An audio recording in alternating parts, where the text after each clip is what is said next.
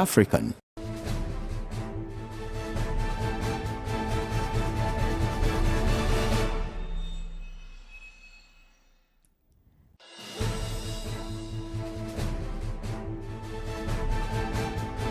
Welcome to the couch. My name is Kwame Usuda, so I'm sitting in for your regular host, Ama Pratt.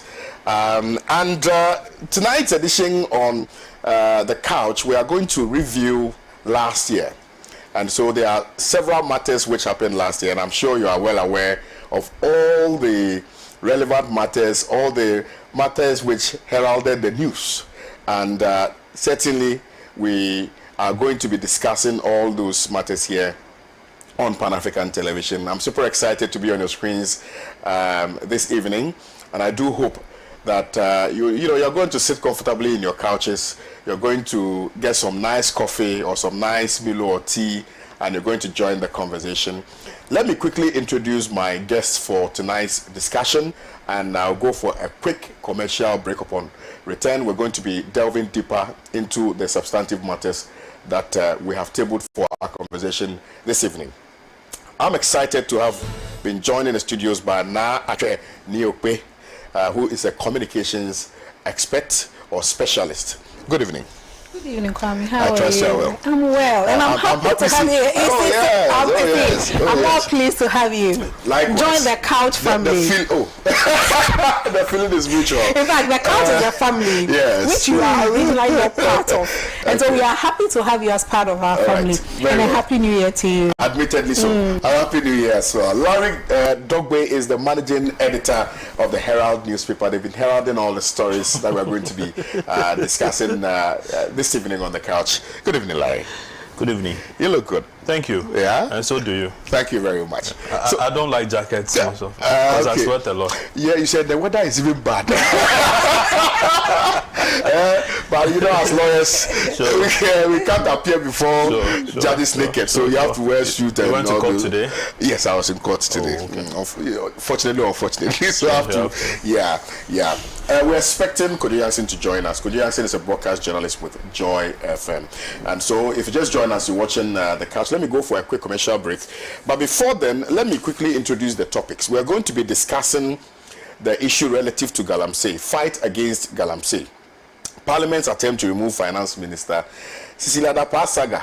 As and when there are other matters that we've not tabled here, we will bring them to your attention. So stay with us. Don't move a muscle. It's the couch with Ama Pratt. Kwame Usuda also sitting in. Quick commercial break.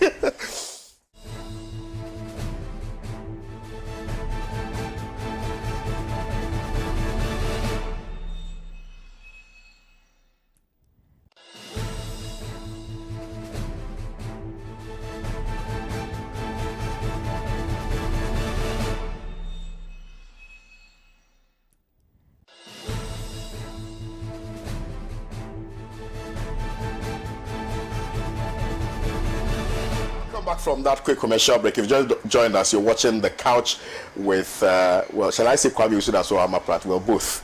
Like I intimated before the break, there are a myriad of issues that we've tabled for our conversation this evening. Tonight we're discussing Cecilia Dapaah's matter. A dossier on her was opened last year relative to a matter which has to do with some $1 million plus several other monies which were found in her home in Abelemkpe. Now, she resigned over the allegation of 1 million Ghana cedis and 300,000 stashed at her home, which obviously, you know, were stolen. The monies were stolen by her house helps. And, of course, an investigation was opened into the matter. She was subsequently, she wasn't asked, but she actually resigned by leaving a letter at the presidency. And you know the response which emanated from the presidency, which obviously gained some attention within the media circles and also on tabloids. The president's response to Cecilia Dapaah, to some people, meant some level of exoneration from the presidency. And you know that it created a whole hullabaloo. Also, that she came out for the first time to respond to the allegations, and she indicated that the monies which were stolen from her home were different from the reports which the media captured.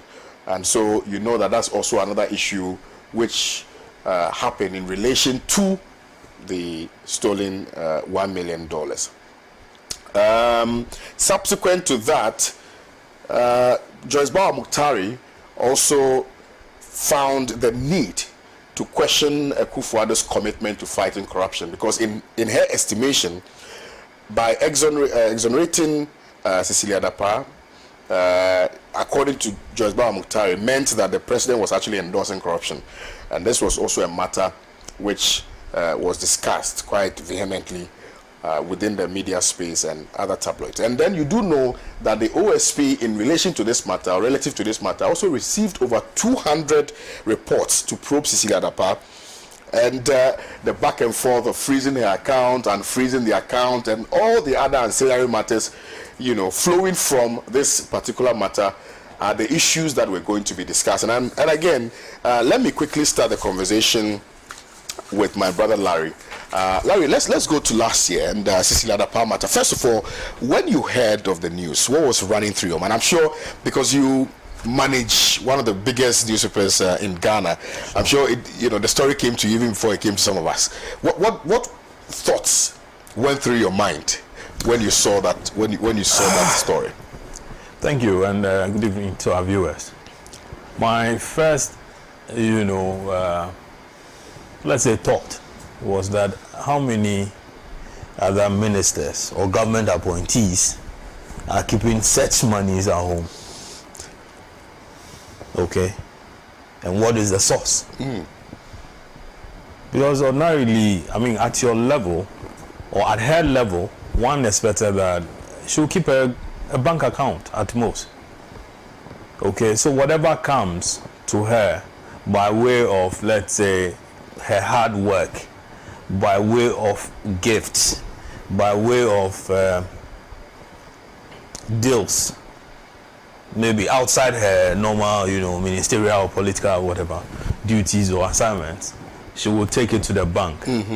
But for one to be keeping such monies at home, dollars, euros, cedis, and many others, pounds. Yep. Yeah, all that. And this is what she claimed were stolen. Okay. How about the ones which are not stolen? The ones which are not stolen.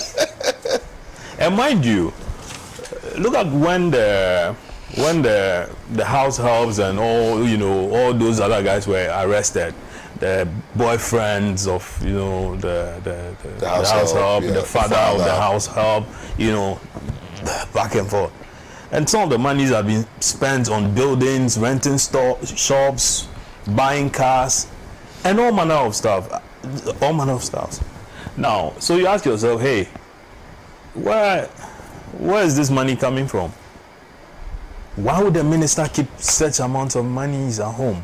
Yeah, it's important. It's interesting you ask these two fundamental questions in your analysis. That what is the source of the money? Yeah. And why would a minister keep such? In fact, you asked three questions in this submission. That is it that all ministers are stocking or stockpiling cash in their homes? Very, very important questions. But moving beyond just the thoughts, what were some of the things that you considered to be wrong, with the system, such that it will compel a minister of state to want to keep such monies in their home? I just want, beyond the analysis that we definitely would delve into in relation to how she came about the money and all the other matters which are incidental to the revelations that that were made, is also the fact that what would make someone want to keep such an amount of money in a home. I don't know if you may want to touch on that briefly. Yeah, didn't we just come out of banking restructuring? Okay, that a lot of people lost their monies and so on.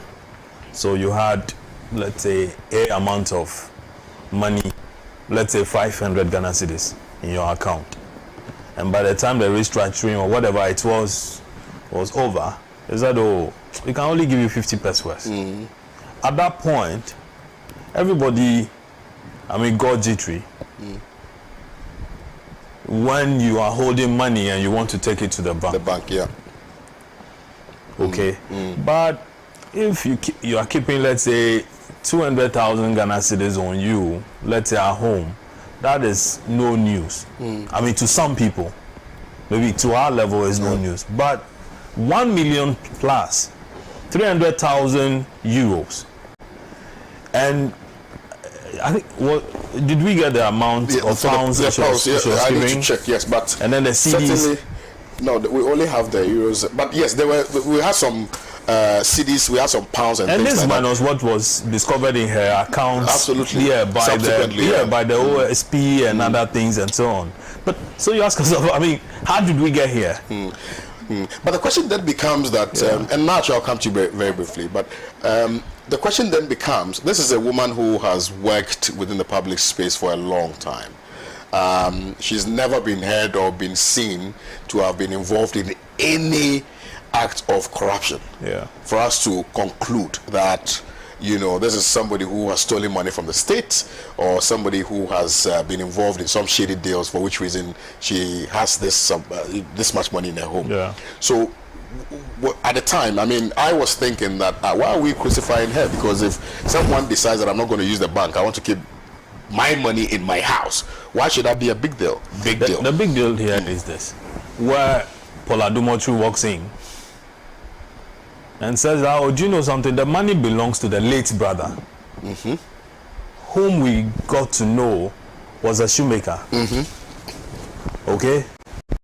Now, then the family of this late brother, the wife comes out to tell us that, you know something, my husband never told me that there was this amount of money that he was keeping with a sister. So if the money belongs to my husband, please. I think it was funeral donations or something. No, initially it was funeral donations, and then it changed to this. The inconsistencies you get it. In the report. So that for you is what raised eyebrows. Yes, there was so many inconsistencies as to the source of the money. Yes. Right. But Herald did some work on the thing. Of course. And we were told that the police actually told her that, something, this thing that you are pressing, it could blow. And you could be embarrassed, and then the government could be embarrassed as well. So, whatever it's been stolen, she was for want. Yes, let it go.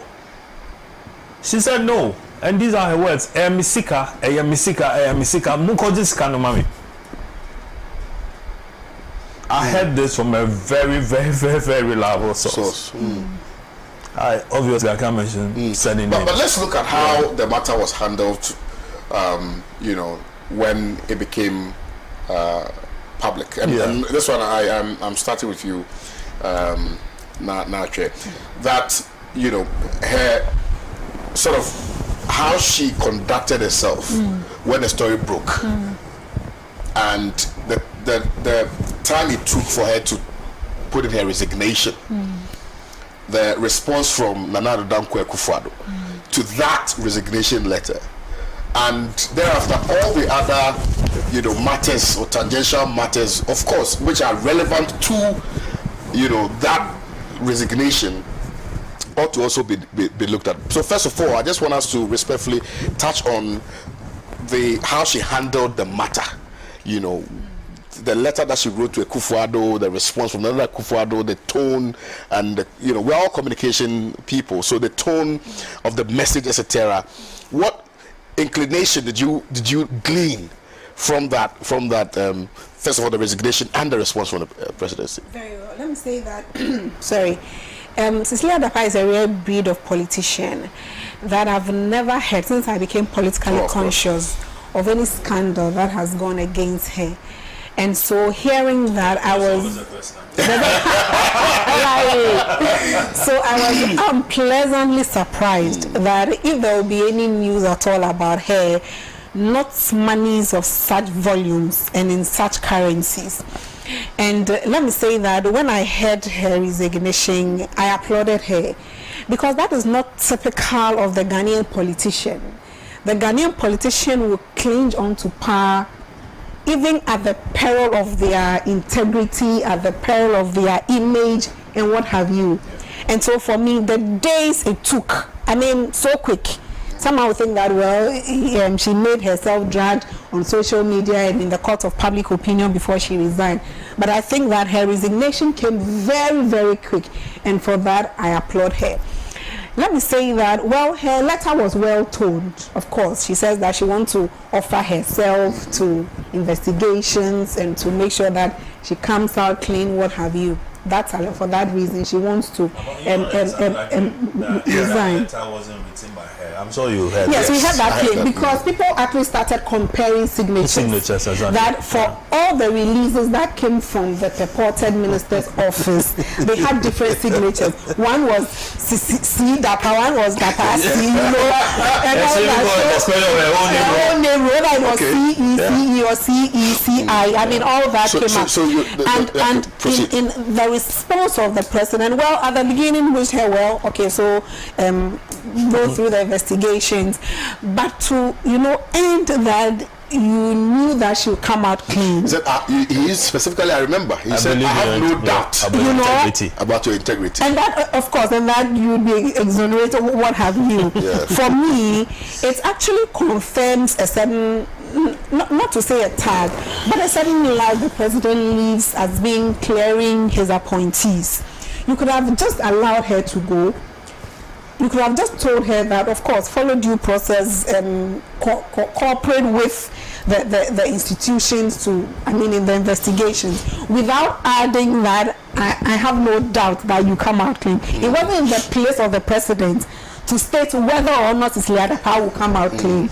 And so for you to go beyond releasing her as an appointee to say that I know you come out clean, it actually goes to foil a certain discussion, a certain perception that Ghanaians have about you. Now you see, was a resignation necessary? I think that's the first question I need to have. Because I also held the view at the time that the resignation was not necessary, particularly if the assumption, albeit at the time was not subjected to any empirical proof, that the money was not stolen, that the money was her money, because all the resignation happened prior to the announcement that the money belonged to the brother. So I mean, at the time I thought, why do you resign? I mean, why are you resigning? You've not stolen. FBA always says something that if you've not stolen in the marketplace, there's no need to run. So if you've not stolen, why are you resigning? Because then it begs the question as to whether or not indeed you have committed the act, and you think the best way to sort of prove to the Ghanaian people that you are innocent is when you resign. So you see, was it necessary? It was very necessary. Okay. Let's even look at the schedule of the minister to have to be in court, to have to, for example, follow investigations, allowing herself, you excuse yourself from the office, allow yourself the time. Because bearing in mind, no one is going to take the excuse that by the time you were needed in court or by the time you were needed to comply with a certain institution regarding the investigation, you had other ministerial commitments to attend to. It also then borders on her personal integrity. That the way people are actually lambasting you, the accusations and counter accusations that of course the money was stolen, and even the inconsistencies.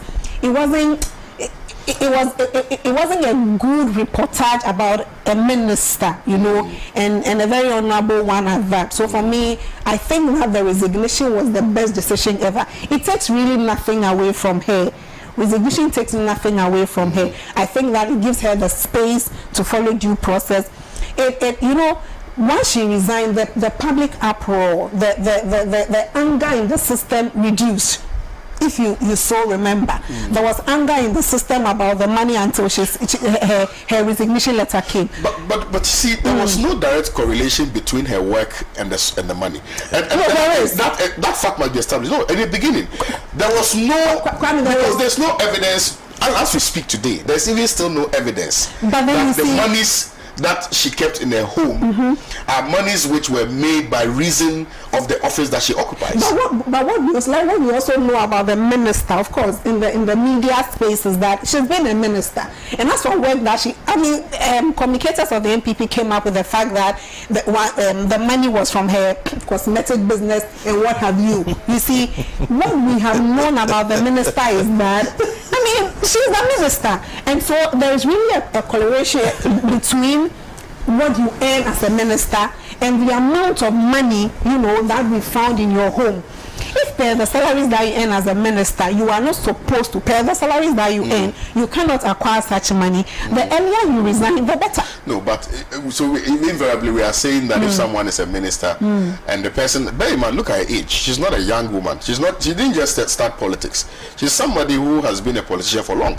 Are we saying that for all these years that she's worked, she's worked as a minister or as a public person or whatever it is, she could not have invested her monies from that time till now to make this. So when the investment comes, it comes in all these currencies. It comes in these currencies. You know my worry also.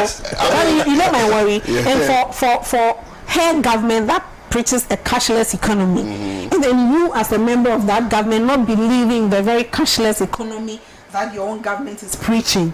You get what I mean? Your government is preaching a cashless economy, and then you don't believe in anything that, well, I want to have a cash economy in my home under my bed. I really think that it goes against what her party preaches. Larry wants to comment on it, so let me allow him to. You know something? This whole thing, for me, it's quite interesting. Right. The resignation, as we pointed out, there's a controversy as to whether or not that was she actually resigned or somebody wrote it for her. It's there. Let's not ignore that. Again, was the president's statement, oh, listen, I believe in your integrity, so and so, and virtually saying that, listen, at the end of the day, you'll be exonerated. Then, what investigation was she subjecting herself to? Right. It was that of OSP. Okay, and we all know, as we sit here, we all know the outcome of that. Of course. Okay, whether or not he's having his way. Okay, again, then there's a trial, a criminal trial, where the Attorney General is also in there somewhere. So, OSP investigation, OSP raiding her house, Attorney General also prosecuting, the police somewhere in between in there.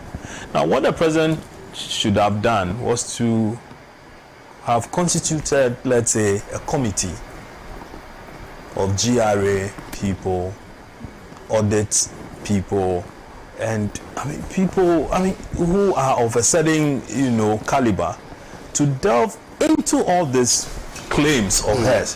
Whether or not it was a funeral donation, we would have established that. Whether it was from the makeup business. I'm hearing the makeup business for the first time. The makeup business would cosmetic. We would have established that. Whether or not it was the late brother who had kept it with her, we would have established that. But again, there was also a fourth claim to this thing where they said, oh, the money actually belonged to the husband. Yeah. So one, just say, look at all these multiple claims around this, money or monies. Let's put it that way. And then I think when they went into her bank account, some additional monies were also found somewhere. Yeah. Then her home as well. The OSP retrieved certain amount of, monies. So you ask yourself, where did all this come from? As we sit here, we don't know the exact amount of money that she was keeping in her house and how much was actually even stolen in the first place. Okay, because then the evidence will come out in court. Oh, the house help will say I took 500. The other one, the cook will say I took what, and then she will have to come and say that, oh, this is the amount of money that got missing from. My fear in all of this is, aren't we emboldening people to brazenly commit crimes? If, for instance, they work for someone who is in the public space. Yeah. They can easily steal monies from the people, and then because they know that subsequently, if it came out, it will become a subject matter of public interest, and therefore they can get away with it. Are we not emboldening people? No, we are not. Put it this way: how about the system, including the president, helping us establish the source of this money? And once it's established, everybody goes, home dry. Okay, then we would have to chase these guys to bring back the money, the monies that they took away from her. Yeah. But in the absence of that, then it's like, oh, okay, others can keep monies in their homes. If it's stolen, don't make noise because you'll be embarrassed. But the investigation would have led to a situation where somebody would have come out to say that, listen, hey, if I keep money home and it's stolen, it is my loss. You get it? And so I won't keep money at all. I'll keep it, in the bank where it is safe, where it's protected. But mind you, even in the bank, you have bank officials calling you on the quiet and say, Charlie, if you know the amount of money this minister has in his account, you'll be shocked. We get those calls all the time. You can't trust anybody. No, you can't trust anybody. But the Jackson is here seated. Good evening. Yes, just an unfamiliar face. Well, not to me. It's so nice to be here, and I have to apologize to everyone. I turned up a bit late. Yeah, it is crazy out there. the traffic. Forgive me for the that. sun. Yes. All of it.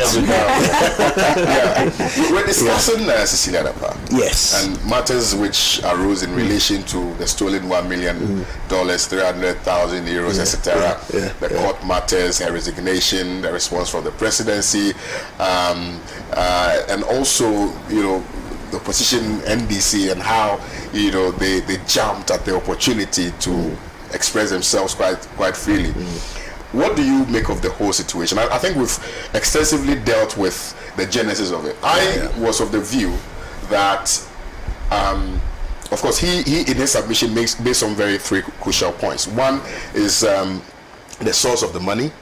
Two is why would a public officer keep such an amount of money in his or her home? And the third one, what was the third point? You raised a very fundamental third point. Okay, it will come to me. Yeah, and then we dealt with all of those. Maybe you may want to touch on that. Yeah, thank you, Kwame. The source of the money. Yeah, I mentioned that. Yeah, I have to say this story was unique and different for many reasons. First of all, we kind of got to know about it by accident, right? Because this was really an ongoing court case about theft. It happened to involve a minister, but that wasn't the substantive issue. The substantive issue was that this minister's staff had robbed her or stolen from her. Yeah. They had been caught in the act, or one of them had been caught in the act. Now, some of the details have escaped us, I think. For example, the money was being stored in one of two homes that this minister has, right? And it was the home that they don't spend more time in, right? I think it's the one at Abilimpe. This is the home where they spend less time. Abilimpe, where we are. Yeah, where we are. Yes. The home where they spend less time. Okay. And the husband of the minister happened to walk in on one of these house helps, allegedly helping herself to money. So when the case went to court and evidence was being given, it was on the stand as a witness that the minister stated the amounts, and then the whole nation, But here's the thing: this is the home they don't spend as much time in. But in this home, they had $1 million cedis, God knows how many dollars, $1 million, God knows how many million cedis, euros, jewelry, all kinds of valuables, right? In this home where they don't spend that much time. Let me ask you, Kwame, how rich do you have to be for the house where you don't live to have millions of dollars in cash, cedis in cash, pounds in cash, euros in cash, just sitting there so far out of your attention that your house help can be stealing from it from August to November or whenever it is that the theft was discovered. Continuously, it was June to August. Or They even built a house. How much money must you have to not even be aware that your $1 million has been stolen? Right? And I mean, how much money do you have to have so that the house where you don't live can house that much of it? And the security is only to the level that your house help can breach. Yep. You must have a lot. You see where I'm going with this. Now, the other problem is that we know Cecilia Dapa's work history. It's not a secret. Okay, when you go on her LinkedIn or you look in her CV, you see every job she's done in her life. She started off as a presidential staffer. First job. Under Kufuor. Yes. She became a deputy minister, she became a minister, then she went into parliament, then she's been a minister again. That is it. That is it. On her CV, there is no multi-million-dollar business that she has set up. There's no such thing. And it is the money, you see, you have to be quite specific here. The court document stated that the money belonged to her, not her husband. Yeah. Okay, so let's stick with the facts. You made the point. Yeah. Let's stick with the facts. We know the jobs she has done. They cannot, under any circumstances, have legally earned her that amount of money. Let's be clear. Let's call a spade a spade. There is no legal explanation for how she could have earned that much money. But even more importantly, let's assume that there is some fantastic reason, funeral donations, or her brother died and left her. Let's assume that somebody comes up with an amazing explanation for it. She inherited the brother. Let's assume. Why is it not in a bank? Why is it not in a bank? Why does she prefer to keep the money in cash in a house where she doesn't even live? What makes that the better option compared to putting it in a bank? So as for the fact that this thing had to raise questions there, A lot of questions. it's obvious. But I'll tell you what else disappointed me about this, and that is the special prosecutor's handling of the case. I think he didn't do his best work with this. I mean, well, so far he hasn't done his best work with it. We've seen him being thrown out of court on basic procedural matters, which shocks me because I know Kisia Jabing. I mean, that man's record. So many of the successful lawyers whose record in court impress us were taught by Kisia Jabing. So for him to be thrown out of court for simple things like missing deadlines and not going through the right procedure to get things frozen, it surprised me. The issue is beyond Kisi. It's beyond Kisi. I think he's looking at it on the face level. You see, whatever the external reasons may be, of course we can get into that, but the fact remains that the reason why these things were thrown out, the reasons given, were just too basic and fundamental for the special prosecutor to have been caught by them. But the question then becomes, if it's so basic, why do you think the special prosecutor would not have been able to go through with them? And so I don't want to speculate. Yeah. I don't want to speculate.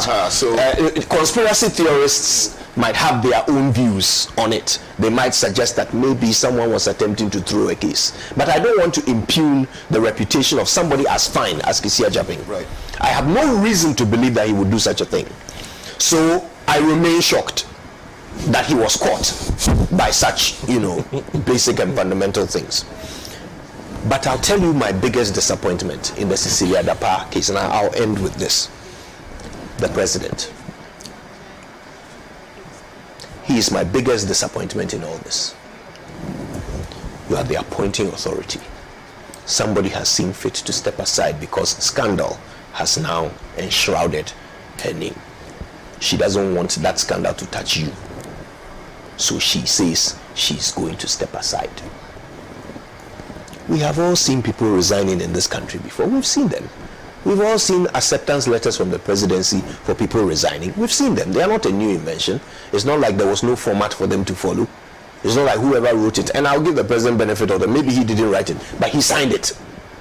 So he can't escape responsibility here. We've all seen them. It's not a new area of expertise where he was found wanting. Why in God's name did he feel that it was necessary to state in the acceptance of the resignation that he believes that the person will be exonerated? Why? Or is it that he knows where the money came from? Well, they've been friends, actually. I mean, people know. No. Listen. People know that these are friends. No. You see, the reason why your friend is quitting her job is so that the scandal doesn't touch you. And you say, no, let me take some before you go. No, let me state my position on your scandal. Yes.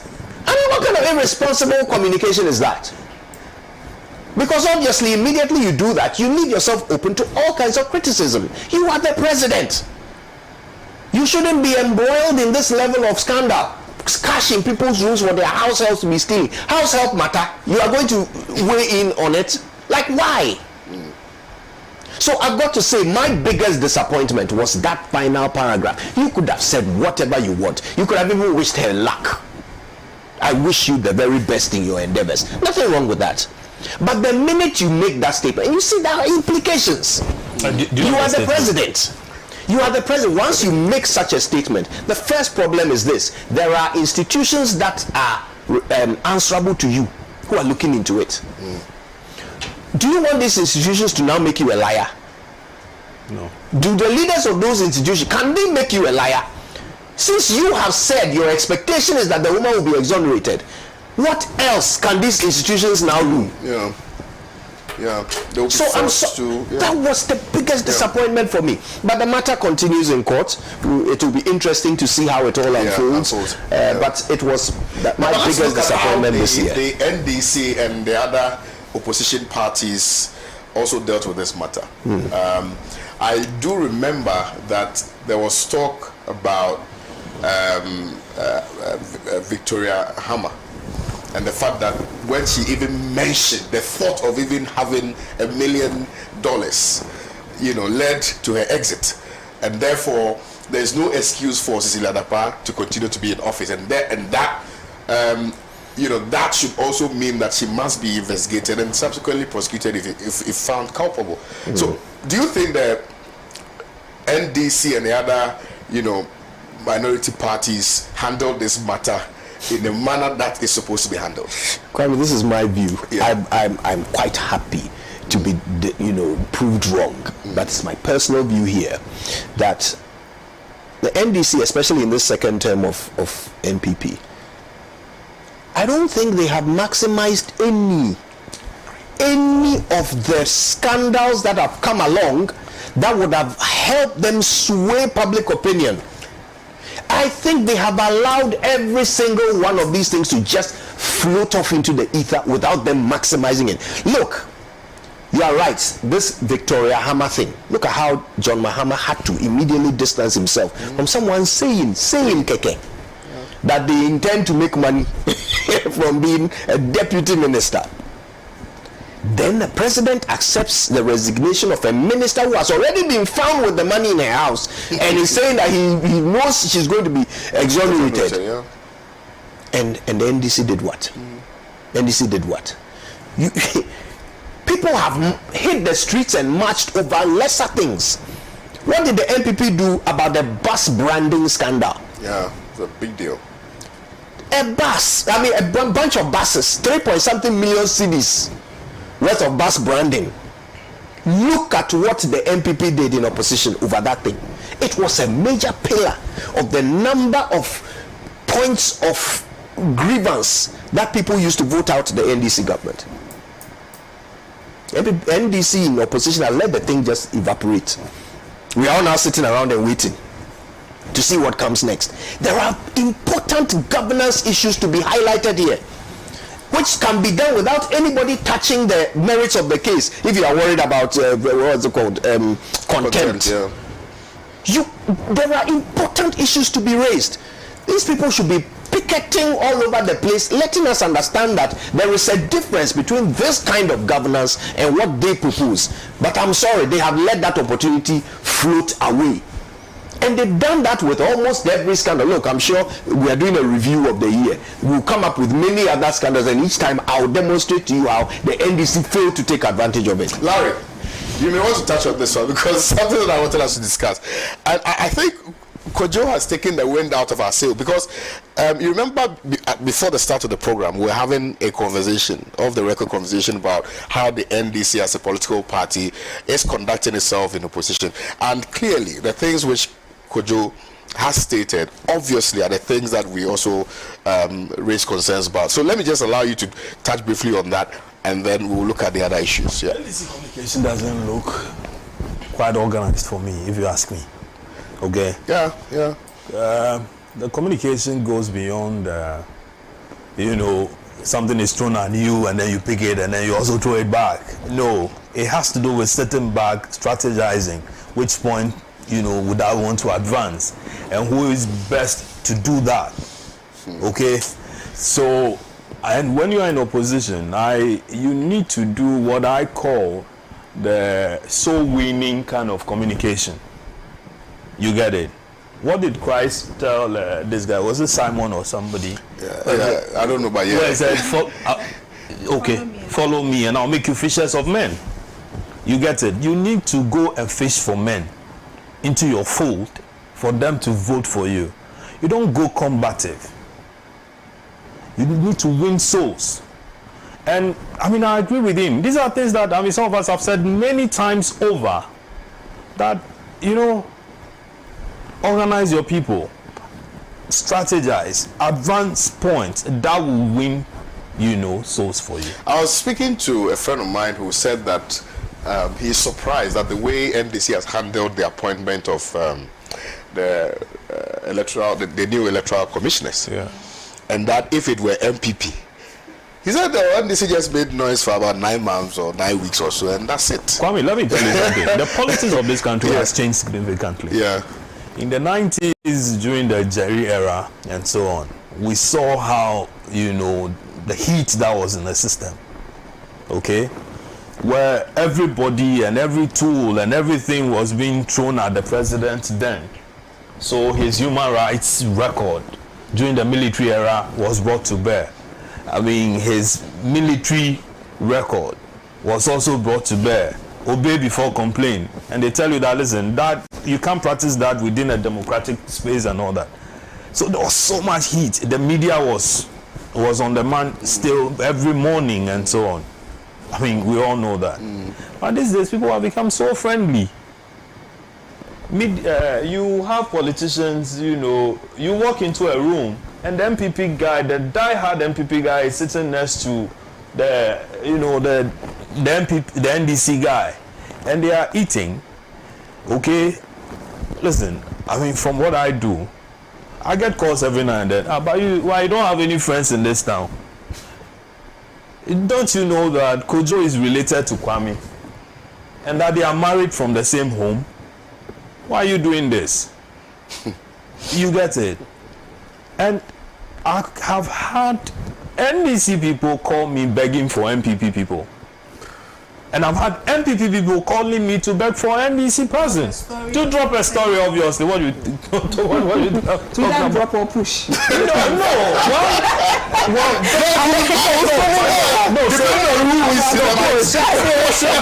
Pushing, obviously, they know that once I started writing, I'm going on all out. Okay? But they are calling you to say that, oh, bro, listen, it's a small world, though. We so and so and that and that and that. And that the old man says, so.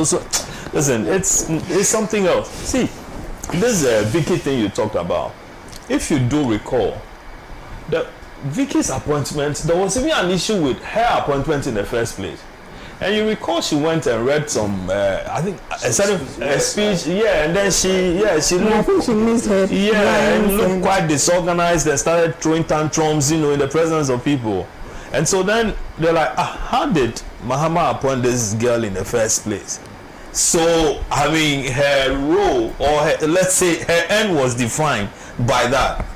And to have even dreamt or been recorded, you know, that dreaming by her driver, who I hear was the cousin too, you know, yeah. To have recorded her saying that all she wants is some $1 million B, so that she can go and sit somewhere and enjoy her this thing, you know, was like, listen, the end of it. Mahama wasn't going to have that kind of thing. Maybe Akufo-Addo can tolerate it, but Mahama, no, he won't do that. Okay, so quickly throw her under the bus and then move on.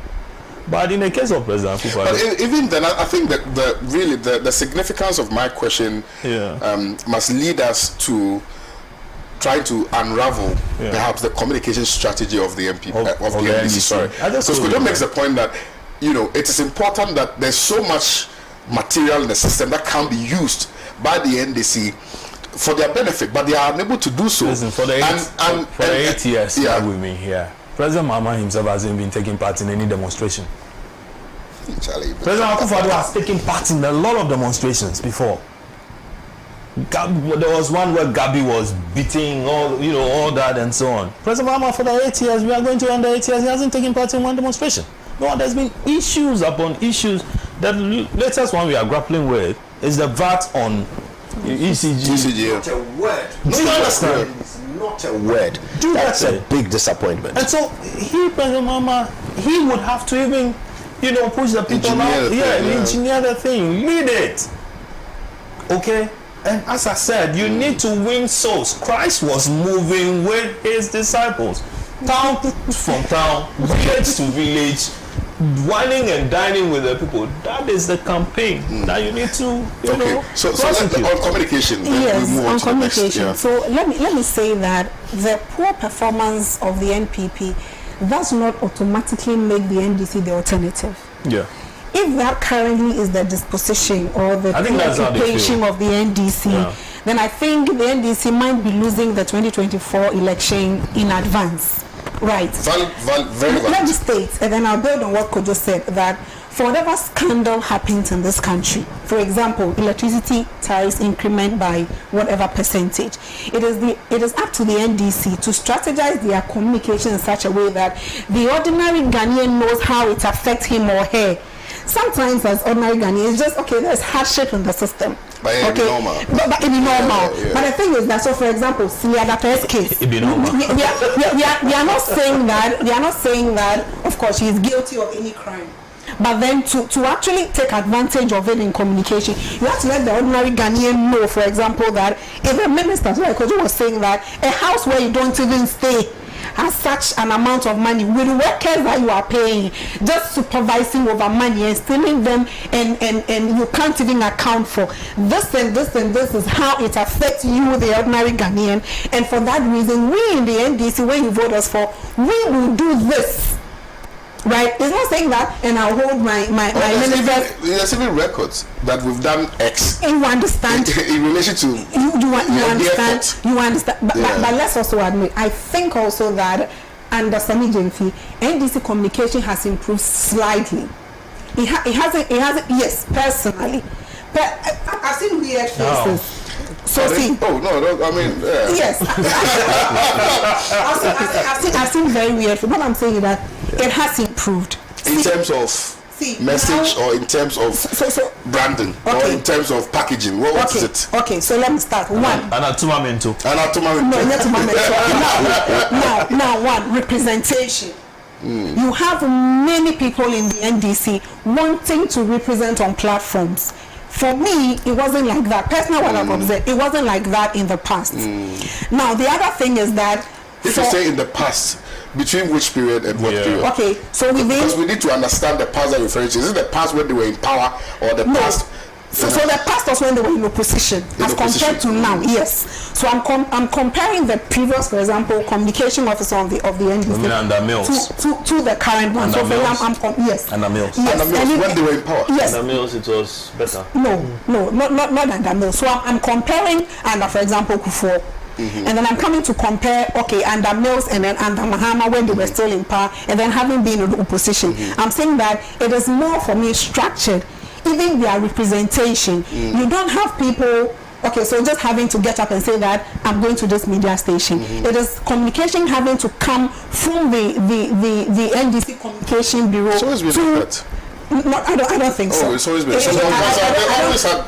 Anyway, they even have communication pointers. So they tell you what to say on a particular subject matter. If, for instance, you go on Joy, what are you going to say? If you go on Pananga Television, what are you? So they have pointers. I mean, it's something what I'm saying is, but I understand what I'm saying. What I'm saying is that now I see a slight improvement. But communication necessarily must lead to a certain expected result. If it doesn't, then there's a problem. So let me come to the packaging. That it is how they have the representation. So this is the individual, but how the individual now leverages on the current circumstances that the ordinary Ghanaian is in, or the current circumstance, or where the country is now. They are not actually able to leverage on it and to actually win souls, like my brothers here are saying. The relevance of communication. No, so you ask whether it is representation, it is packaging. Again, with respect, the reason why I'm raising this is, and we have to be very, very intentional about what we say relative to NDC's communication strategy. Communication are in parts. It could be most emotive. It could be aggressive. So what kind of communication are you referring to? Is it the aggressive tournamental type of communication that we're seeing, or the emotive type which started prior to Sammy Jefi taking over the communication department? Because I do remember quite vividly that before Sammy Jefi took over, there were some young guys in the system who had a certain, shall I say, melancholic, really, for lack of better expression, way of communicating their position to the Ghanaian people. If you remember, there was a certain phase in the NDC where people didn't want to listen to them at all. So, and some crop of guys sprang up at the time and started communicating in a way that was seemingly refreshing, and people were very receptive to it, and then it changed. So right now, because communication on social media, you see that all the time.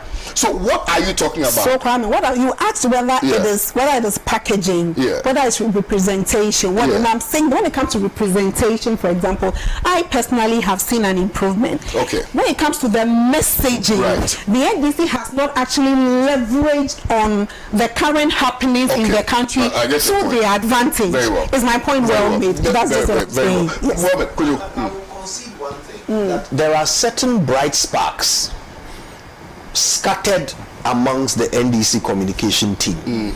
Sammy Jefi on his own is a very talented communicator. Felix Kwachi Ofosu is a very talented communicator.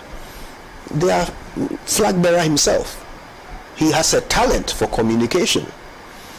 But the messaging, the strategy is just, in some cases, non-existent. You see, there are certain little nuances, and I really like how you use the winning souls description. There are certain nuances to communication. Do you remember what Michelle Obama said? When they go high, when they go low, we go high. If you know that the public is unhappy with the government of the day, you must look at the government of the day's communication and craft yours to be opposite. Absolutely. And this is simple mathematics. I mean, it's basic. This is what they don't like. So offer them the alternative. So you realize that the government of the day has very haughty, very entitled, very rude, and inaccessible communication. The people, look at the people who have lined up to be running mates. All of them have a reputation for being inaccessible, for being dismissive, and so what you do is you craft a communication strategy that is consistently humble, positioning yourself as a victim of that haughtiness. Right? So you don't go and meet them boot or chalewote or whatever it is. You don't go and over haughty them in your panel discussion. Well, it's more responsive. Precisely. Yes. You're like, you just respond to. Yes, and you want the public to feel that you are one of them. They are doing this to us, Right? That should be your your basic, before even the message. Right. That should be the packaging. The packaging should be completely humble and connected to the people. We are victims of that, so we together can overcome that. Yeah. That should be the strategy. That's what the messaging. That is where you don't let things slip. You don't let scandals pass. No, it should be consistent, constant. You have platforms of your own. Forget about that. Just hit the streets. If you hit the streets, every media house will follow you. Yep. And Larry made the point that your leader himself is not part of the communication. Any demonstration, nothing. Look, Baumia has appointed Miracles Abuaji as one of his communicators. I don't even know whether the NDC realizes what a threat that is. That gentleman, you see, while everyone is being haughty, he's an exception.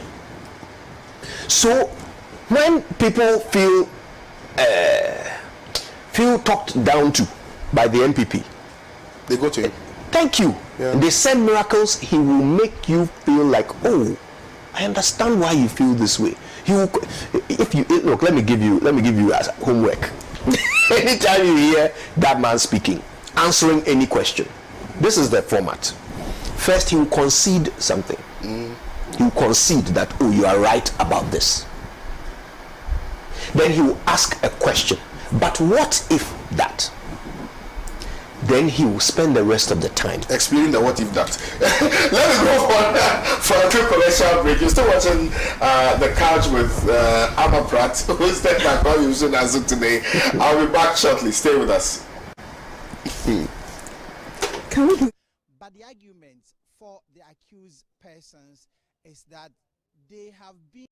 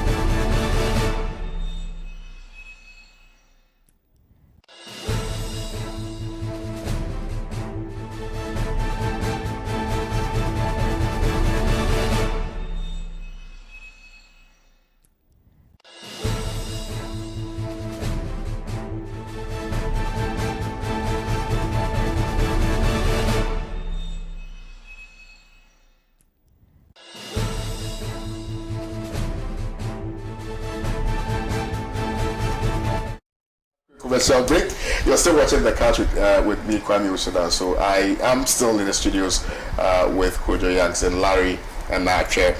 The next topic that is on our table for discussion has got to do with the Finance Minister, Ken Ofori-Atta.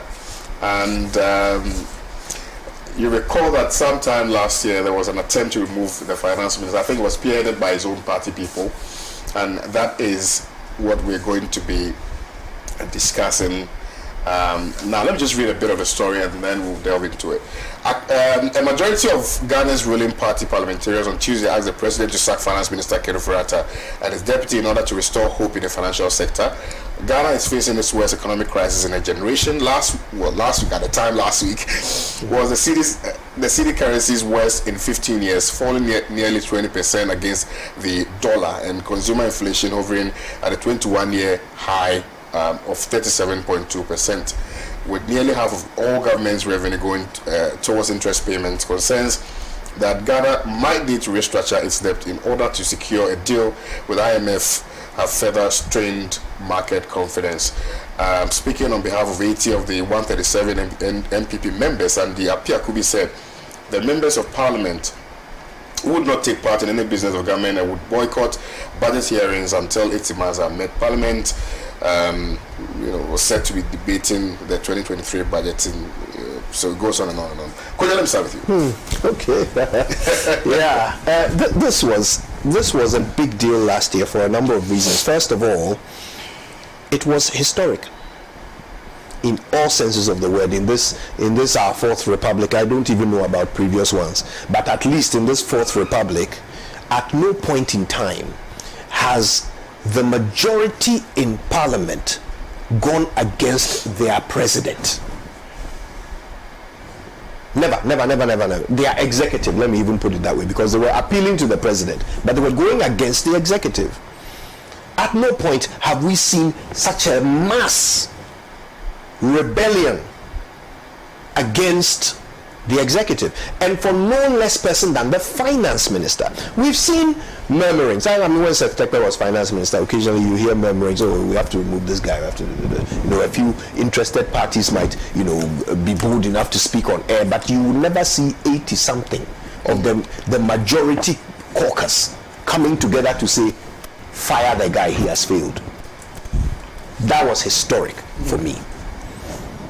But the order in which the events unfolded was also interesting. Right. Because I don't know if you remember, the criticism of the finance minister has started some time before. And I mean, I'll come to that. I'll come to the issue of whether or not he had actually failed and needed to leave. I'll come to that later. But the criticism had started sometime, at least a year before, from the times when the whole discussion about going to the IMF started. It was never a unified, criticism. The occasional NDC MP would say something, or Adongo would say something, or Atoforsen, So it was, quite scattered. The first organized group was actually the NPP. They were the ones who first, as a group, called for his removal. That was then followed by the call on the floor for impeachment, which of course the minority all stood behind. But look at the order in which things happened, right? I was first of all shocked that those two sides, wanting the same result, couldn't work together. Yeah. I mean, to this day, I still don't understand. I want one of them to come and explain to me intelligently why they couldn't work together. Why one of them felt like it had to go this way. It must be an impeachment. The other ones too felt like, oh, let's just talk to the man and let him remove the guy. Why they didn't think both could happen. Why they didn't think they could both participate in both. Why they felt like they were limited, that if you for a abonting given the how do you put it?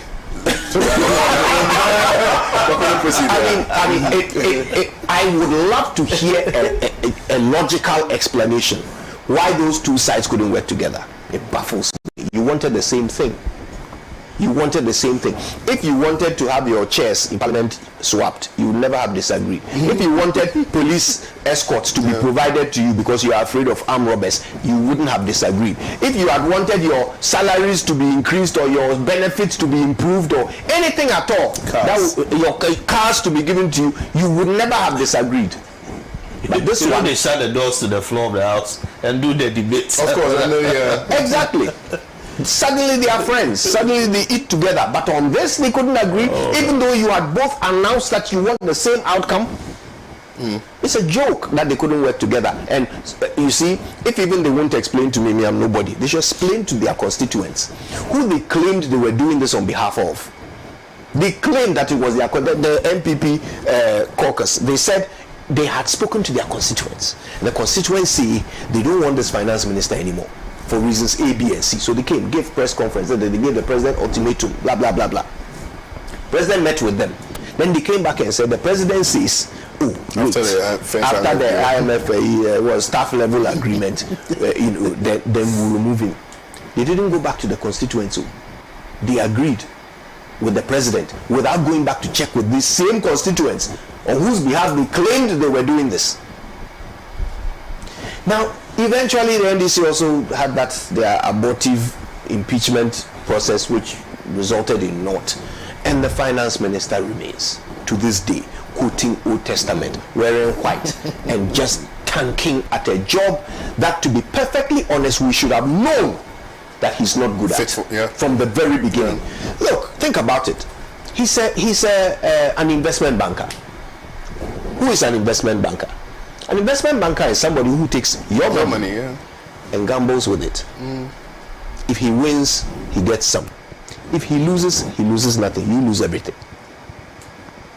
Maybe he loses a customer.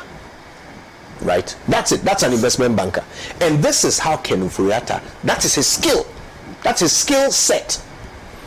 But you see, at the time when the president was appointing him, the explanation he gave was that this man knows the market and knows everybody in it.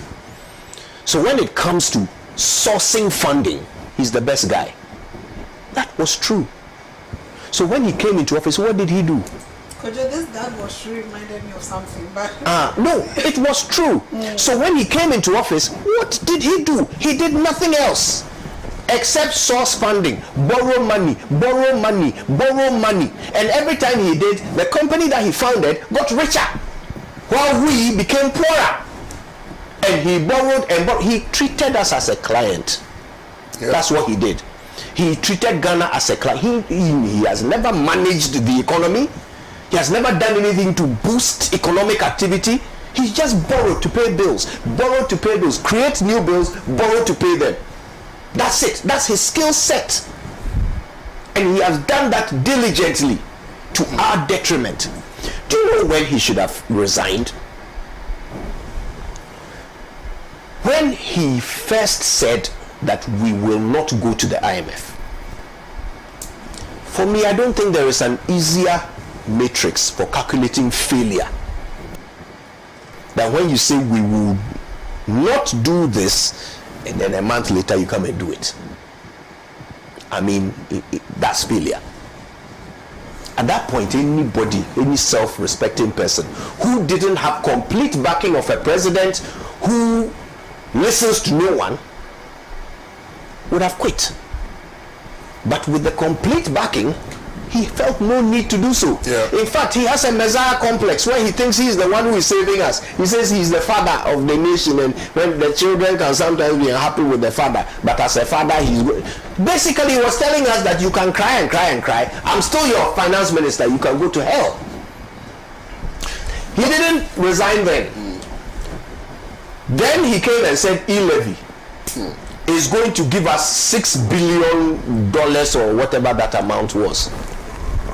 And after back and forth for several months, forced that thing through Parliament.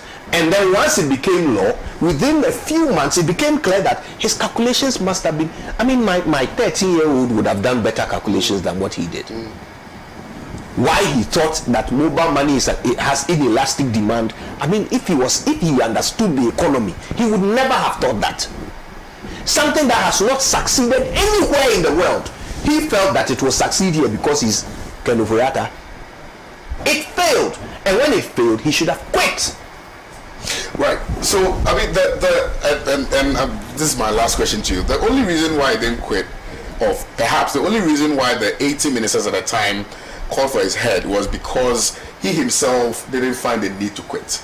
Now, we can only conjecture and try to read the minds of why, I mean, the parliamentarians as to why they did not, follow through with the impeachment process, why they couldn't work together. So in your estimation, and that's why in your estimation, what do you think accounted for that? Okay, because I heard. And I think I said this on there one time. The economy took trouble. They went for cash. Somebody actually came and paid money. Somebody that you and I know. You know, from a very close source. I know the person. You know the person. The businessman. You know the businessman. Came and paid money. And to the parliamentarians, that was a big relief because they needed money to also go to their constituency and go and spend in their constituency. So. Yeah, I'm glad you brought that up because that's the point on which I was going to wrap up my submission. So I'm really glad you've gone there. Yeah. It's not a rumor. You didn't hear. It's not something you heard. The leader of the group, Apia Kubi, said on record.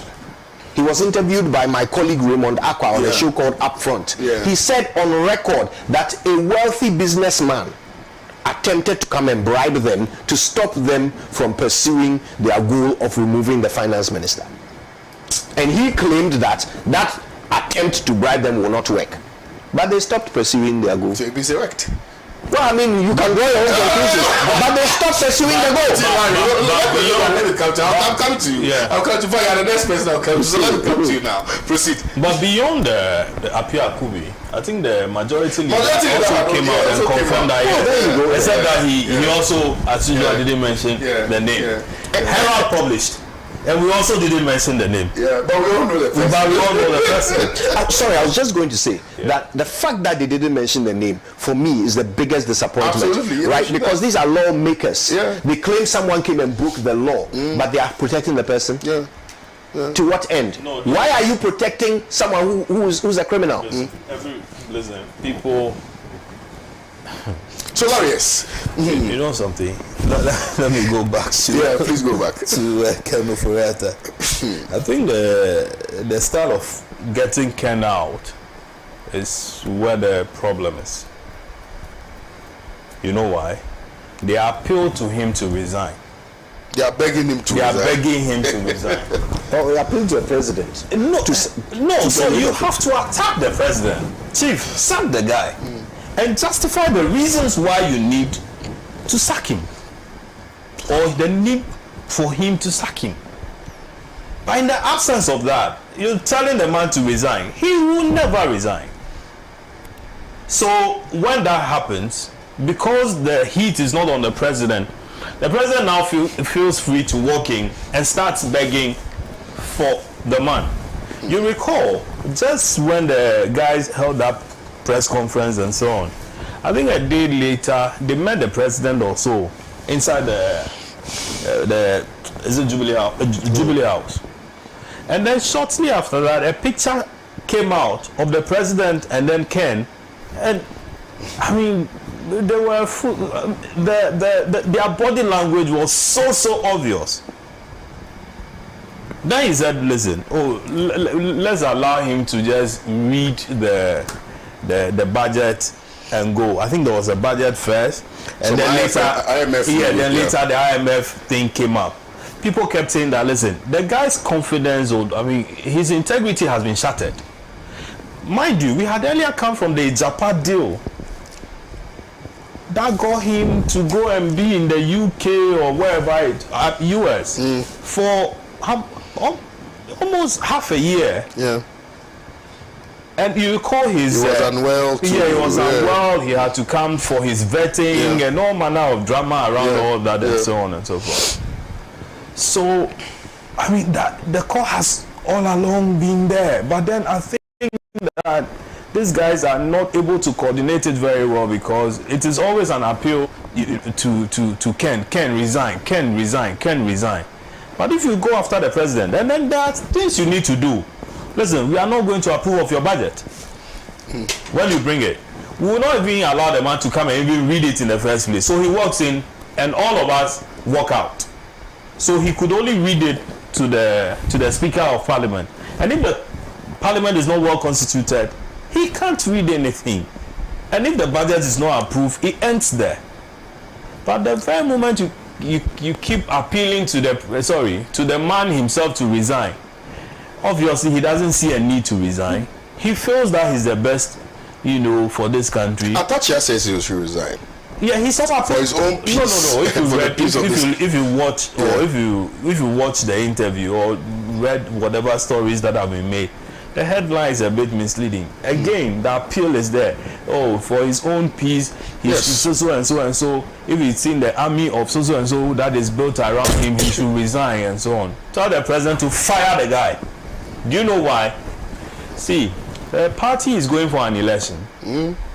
And very soon, all what he has done or what he has Will be been revealed. will be out there. Will be out there morning, afternoon, evening. Now, MPB is in a quagmire.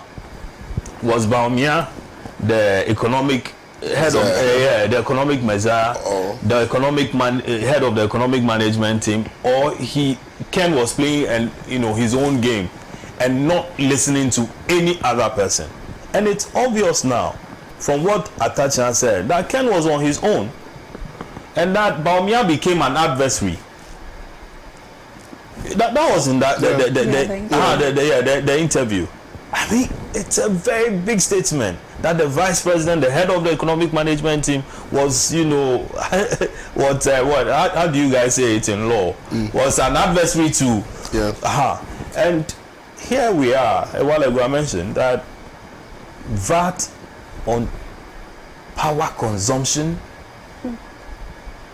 you are going to pay, she's going to pay, I'm going to pay, everybody is going to pay, because how do they describe that? The household the lifeline, yes. It's just you putting on your bulb, one bulb, 20 cedis a month. okay, That's that's lifeline. it. So if you went beyond that, 200, 300, and it goes on and on, you will be paying. And what value have you added? My question is, why? Okay, so he's not resigning. Yes. The president is not firing him. Yes. But what is the? You are lost. Yeah, no, I'm not lost. I'm not lost in thought. But I'm just trying to figure out what the minority could have done to put more pressure on government to get the guy out of office, because clearly he's failed. Kwame, it has nothing to do with the minority. I'm just asking. Yeah, so imagine Setekwe. Do you know what they did to Setekwe? Yeah. Do you remember? Yeah, I do. And so I'm saying that in this our political dispensation, the architecture is such that the parties in opposition, not just the NDC, but other political parties in opposition, play major roles in ensuring that there's some serenity in the political architecture. Space, So if the finance minister by himself doesn't want to resign, if the president doesn't want to fire the finance minister, don't you think there could be some other pressures that we could have piled on government or the presidency to get the guy out? You don't think it's possible? He's in PNI. Yeah, I keep confusing the name. He's mounted, I mean, the biggest pressure that one could. PNI. He's mounted a lot of pressure. The man is not ready to listen. But I see there's a bigger picture. Yeah, please. Yeah. Where the president has refused to do a reshuffle. Has it done any major reshuffle since? No, he hasn't. So for 8 years, we've had people in office, and there's no mechanism to check whether they are doing well or not. Yeah. What are the deliverables? What I'm coming. And so then the man is neither reshuffling and he's not punishing either. You get it. So anybody at all can come and talk anyhow and goes away. And when you ask him, Mr. President, so and so, oh, he's performing to my satisfaction. Is it your satisfaction or the satisfaction of the Ghanaian people? Yeah. Okay. That's a brilliant. And it's always like that. Oh, he's performing to my satisfaction. But then is there any specific interest that the president is? Oh, that is the brother. There's not beyond the brother. It's also maybe they have some business together that will make. That is the you want to make a quick point with you, and then I'll come back to Larry and I'll come to Nacho. It's either the finance minister in his tanking of the economy through borrowing is serving some personal. That's what I'm thinking. President. Either that, or he knows something damning about the president, which gives him leverage over him. But this thing about the reshuffle. Well, why would you reshuffle when the job you gave them was a reward. Okay. It was a reward. So why would you reshuffle? And not so long ago, just a few days ago, some people came to visit him from Ekumfi. and he said, you people cry, I've forgotten about you because you didn't vote for my guy. Oh dear.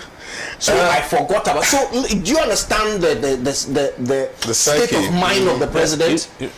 So Larry, if he appoints you, it's a reward. Yeah.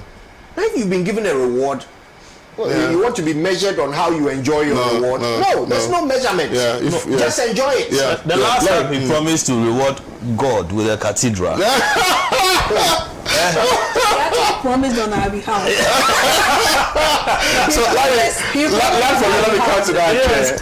But you know something? Yeah. The punishment thing is everything. Right. Okay, the punishment thing. But if there could, I don't know how he's measuring the performances of his people. Okay, I mean, what he mentioned about it's a reward. I have heard people say that in one of the meetings when the party, the MPs got angry and charged at him. He mentioned that, I mean, it's alleged, let me put it that way, that he said if the kind of support that Ken had given his presidency, financial support, none of them combined had ever done that. So he talks to party people and this is what they tell you. That none of them. And so, I mean, he can't humiliate the guy. And again, take it or leave it. The president, he's generous to a fault. He's loyal, not just No, it's not about loyalty. I know loyalty, but generosity.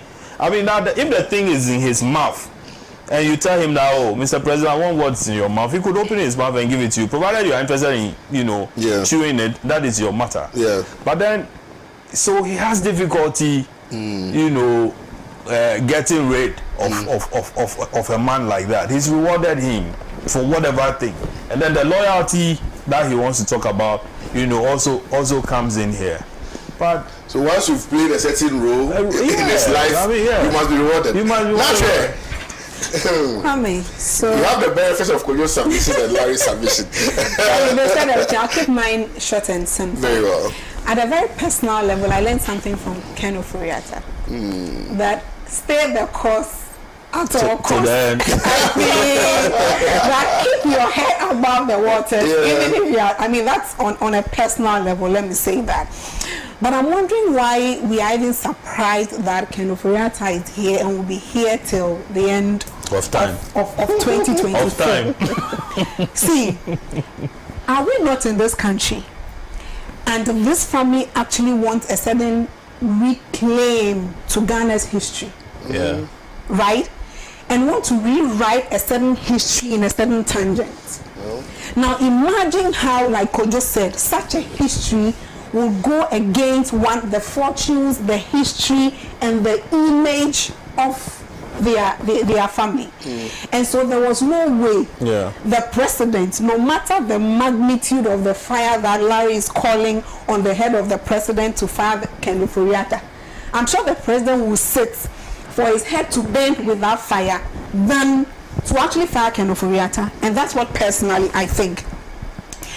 And then I'm wondering why the MPs actually admitted that in reality, after the IMF reached a staff level agreement or a board agreement and everything, and things are better, the president will let go of Ken Ofori-Atta. For who to enjoy the goodies? He should lead the front and take us to IMF. The IMF that they never, and that's where, for me, the finance minister lost integrity in my eyes. That is where he said, this I wouldn't go. His deputies and members of government stated, we won't go to the IMF. And it continues, not today, not tomorrow, never. But when the heat got too high for them, then they threw this guy under the bus. What's his name? Edubwine. You know that?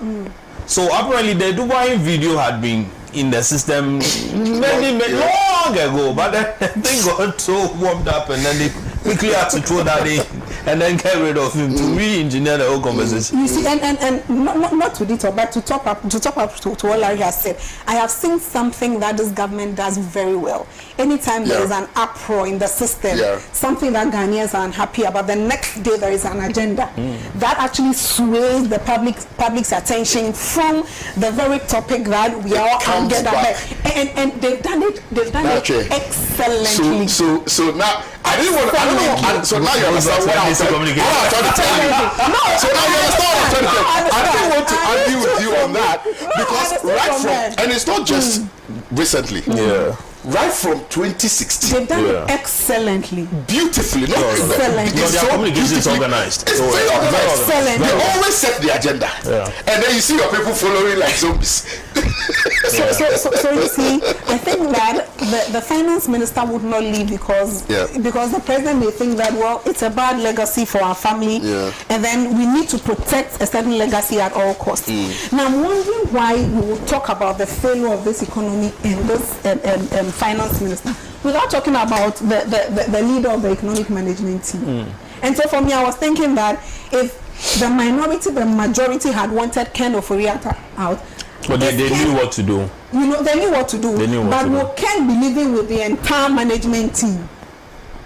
Will he be living? Or once he's left, we are living. They call for meetings and the guy doesn't show up. Yeah, he doesn't. They call for meetings and he doesn't show up. I'm told he doesn't. I'm told after the meeting that he shows up. Yes. To have that and then there are times days that he attended or he attends, whatever is discussed doesn't get implemented. No, because the thing is that is how come Bawumia stopped going to the budget readings. Because the thing is that, so we were saying here, what at all is it with the finance minister and the president that if your own people say let this person go, you just said it's a family thing. You've answered your question. So I'm coming to something. One is a family thing, and two, if he won't be present at those meetings, it means that the two have a certain mind of their own that they want to implement, devoid of what anybody on the economic management there's a thinks. joke. I don't know whether it's appropriate to put it out now. I was talking to one party person who says, oh, there's a nickname they have for the two of them, man and wife. they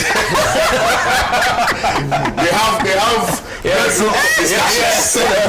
which is very private. Man and wife. That's how we call it. To wrap up on my thoughts on Ken Ofori-Atta, I think that so both minority and majority have given up. I don't know how recent. I don't think majority has given up. But you see, it's not about giving up per se. You see, the thing is, at this point, by the time we are running the next parliamentary election and hitting into the campaign season, there wouldn't be even any quest to remove the finance minister. It's important to perhaps, rehash some of the things you said. That when they had issues with the finance minister, they claimed they went to their constituents. But in deciding whether or not to keep him there, or in deciding whether or not to listen to the president, they never went back to their constituents. I don't believe that. And it is important.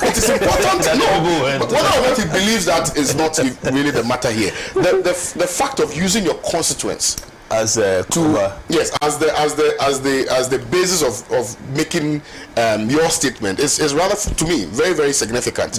And we should not forget, or it must not be lost on us, that being in parliament is representational. So everything that you do, it must flow from the thoughts and the thinking patterns of the people that you represent. If it goes contrary to that, it means you're not doing the work of the people who so assigned you to. So clearly, Parliament itself has failed us, and I am very quick to point out the fact that now NDC should have done a lot of work in Parliament now, because whether we like it or not, I think it's 137 or so. Albeit that recently we've had some other issues, but clearly I think the fact must be stated that it's 137. If indeed Parliament wants to work, Parliament can work. If we want to get Ken Ofori-Atta out, we can get him out anytime. So clearly, I think that it goes beyond what perhaps we understand or we've seen or we've read. There are deeper things which we may not necessarily have answers to. And those are the answers that we need, this year, so that we can punish the people small. You know. Who knows? Maybe there was more than one mysterious businessman. Yeah. I'm sure maybe there was more than one. Anyway, we are about concluding. I think I've spent a lot of time, but I've enjoyed you guys. See, that's the thing. No? When you meet three intelligent people, you talk, you don't finish. You'll be in trouble with Ama. Well, I didn't ask her to give us intimacy voluntarily. Maybe it's man and wife matter. Can you just repeat what you said? Anyway, so sustaining fight against Galamsey. Look, and is it Erastus or Erasmus? I always get his name confused. Erastus has done the job for us. So I think once Kojo works with Erastus, it is important again to start with Kojo on Galamsey. Yeah. Let's throw in Professor Frimpong Boateng. If we can do so within a matter of minutes, I'll be very excited. But give us the background. Let me try and be brief. Please. I don't even know whether there's a need for background. Right. I'll just maybe summarize my thoughts very quickly because I think we've all been following this. Right. The president put his presidency on the line. He said that he would put his presidency on the line. It turned out that meant nothing. It meant nothing at all because he failed, but he's still president. So yeah, he didn't mean anything when he said that, which is unfortunate. The problem with Galamsey is that every different aspect of this government has a role to play if we are going to fix it. So yeah, you need the lawmakers, to make the laws, but we've already got those. I don't think that's any part of the problem. We have the laws. You need the police and the military and all those people that we bring in for enforcement to actually do the enforcement and not go and join them in polluting.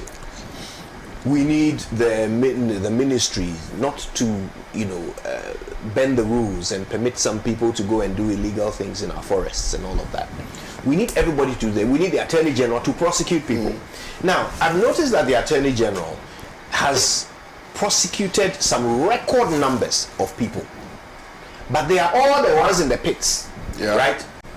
Not the one who pays them to go into the pits, not the actual menace. The guy whose money makes Galamsey continue. Those people have got away with it. Why Akonta mining to this day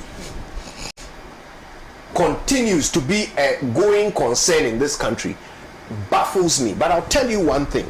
Again, the president said the wrong thing and nobody seems able to act following that. The president is a lawyer. A darned fine one at that. His record speaks for itself. Allow the lawyers to say that. I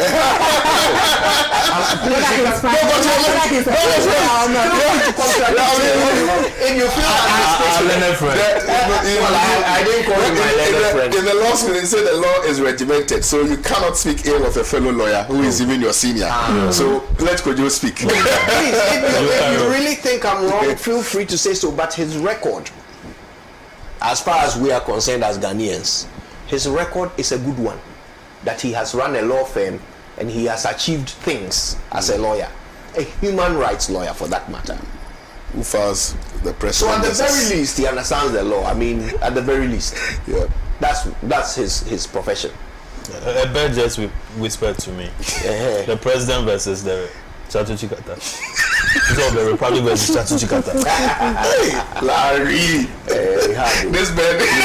I refuse to comment on that. At the time of the Attorney General, I refuse to be sidetracked from this matter. So you're not my husband. Please proceed. God, let me shake that. So look, he's a lawyer. He understands the law. What in God's name was he talking about when on a public podium, in a public forum, he said that Akonta mining is not mining in the forest as we speak? Or patch then. Okay, well, clear no. What does he mean? What does he mean? It's kind of like, so Atai was arrested in a hideout. When he was arrested, was he robbing someone as we speak? No. So how did they convict him? Aisha Huang was arrested in her home? Was she in a pit when she was arrested? Was she mining as we speak? How did they convict her? How does a lawyer say that Akunta mining is not mining in the forest as we speak? In Siwanya and then. So what? What was he communicating? Okay.